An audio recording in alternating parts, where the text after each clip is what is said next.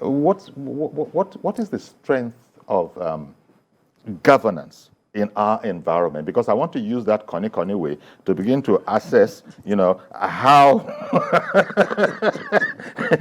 since they say if it is strong, the role, I want to begin to find out how amplified, the function of the accountants is. If it is strong, they say it will be amplified.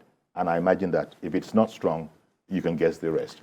Thank you very much. I can tell you very quickly that part of the problem we face today in Nigeria, and indeed not just Nigeria, the whole of Africa, we have a collapse of good governance. There's also a challenge in diverse ways.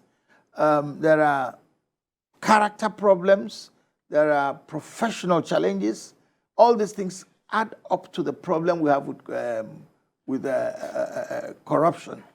Let me put it this way. What does the accountant do? He sets out the plan. He puts things in place to monitor performance, measure adequacy of performance, set out key performance indicators that will enable us to know whether the performer, those who are performing have done well or not, and then monitor these things and evaluate. That's what the accountant does. But where the system and does there are not, international best practices yes, that professional accountants are trained to they set up the system. To set up the system. We call it internal controls and all that it involves. And the checks and balances are built into the system. But where those checks and balances collapse, and I can tell you that they face such challenge in the Nigerian situation, where people can bypass, when there is executive overrule of certain controls, there are controls in place, but the executive can overrule. These are some of the things that make it possible for the accounting function not to do what it ought to do. There is also the character problem, which is always there at whatever we are doing. There is the character problem. No man can give what he does not have. If a person does not have the character, he does not have it. He gets into position, he will exploit that position for his personal benefits. So these are some of the challenges we face. But I'm sure that as we go on in this program, we'll elaborate. Indeed. So, Dr. Fasua, bringing it to you, and I started off with a quote from IFAC there. If I could just continue with another brief quote to help us out. It says that that body, that Federation of Accountants, of which, by the way, both of you are members. Yes. Both of you are members. It says that professional accountants are part of governance architecture that tackle corruptions. Their positive contribution is amplified where the architecture is stronger. The link between the prevalence of professional accountants in the workforce and more favorable scores on the main global measures of corruption is stronger, it says here, in G20 countries and in countries that have adopted anti-money laundering laws in line with international recommendations. So, following from what Prof has said, that we have challenges locally here about some of these matters. The accountant and accountancy as a profession is not in a position to insist on laws being in a certain way so that they can do their best work. Unfortunately, it doesn't work like that.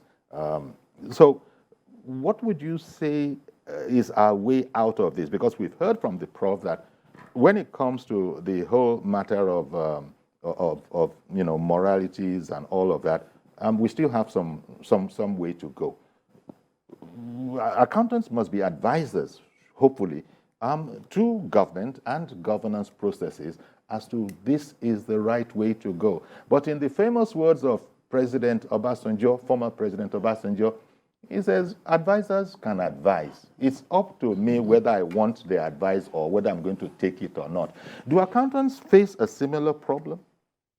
Anyway, thank you very much. The truth is that the accountants actually face similar problems.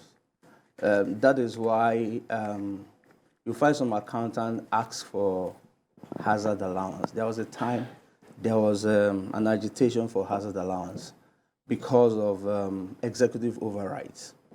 The accountant carries out his duty according to his professional ethics. And his function is actually a staff function, not a line function. Okay. And What's the difference? The difference is that for the staff function, it supports. Okay. The line functions are those at the forefront. For instance, in the hospital, for instance, the doctors, the medical doctors are the line operators. Okay. And so you find accountants everywhere who give staff functions, who carry out staff functions, who give support. And what they do is to give advice. Those advice may not be accepted and may be accepted. But the duty of the accountant is to ensure that he carries out his functions diligently in line with the ethical process of what an accountant should do. So when the accountant finds himself in such situation most of the time, he just does his best. The highest you could do when you know that you are going to be overridden by your superior is to have these things documented. Okay. And this part of what accountants have actually been going through. For instance, you talk about accountant, you also talk about auditors. Auditors are also essentially accountants anyway. Like I used to say this, if we're really serious about curbing corruption in government, for instance, I think the Civil Service Commission or whichever body is responsible should strengthen the internal audit function much more than it is today. Okay. You talk about EFCC now, anti-corruption agency, whatnot. They only come in when the deed has been done. But the best thing to do is to ensure that the deed is not done. Okay. And how that can be handled is, one of the ways it can be handled is through your internal audit functions. So the internal auditor carries out what we call prepaid audit, for instance. Nothing goes out without him also seeing, giving his own input into it. But you find out that in the public service, for instance, the internal auditor, like I call it, is an endangered species. He is not liked by his colleagues. The chief executive that he is protecting can easily override him. The external auditor who will come and assess the function, their books after a period of time, pushes him aside. And so the guy sees no evil, hears no evil, and does no evil. Oh, dear. So, so these are actually some of the things, like you said, the accountants go through.